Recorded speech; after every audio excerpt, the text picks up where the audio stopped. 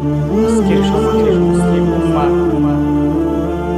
হত্যাকাণ্ডের অবস্থা দেখে মুহাম্মদ আরবিয়া সাল্লাল্লাহু আলাইহি ওয়াসাল্লামের 1450 বছর আগে একটি ভবিষ্যৎবাণী খুব বেশি মনে পড়ছে।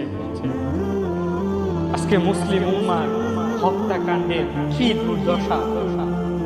ছোট্ট শিশু যে এখনো দুনিয়ার আলো বাতাসে অনেক কিছুই বুঝে না, সেই শিশু বুকও আজ বুলেটের গুলি থেকে নিরাপদ নয়।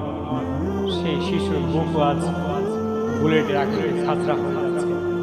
নবী আমার 1450 বছর আগে বলেছিলেন, ওয়াল্লাযী নাফসি বিয়াদিহি, ওই সত্তার কসম, সহিহ মুসলিমের বর্ণনা, ওই সত্তার কসম যার হাতে আমার প্রাণ, লা ইয়াতিয়ান্না আলান নাসি জামানুন, অবশ্যই অবশ্যই মানুষের উপর এমন একটি সময় আসবে, লা ইয়াতিল কাতিলু ফি আইয়ি শাইইন কাতালা, হত্যাকারী জানবে না যে সে কোন কারণে কোন উদ্দেশ্যে হত্যা করেছে।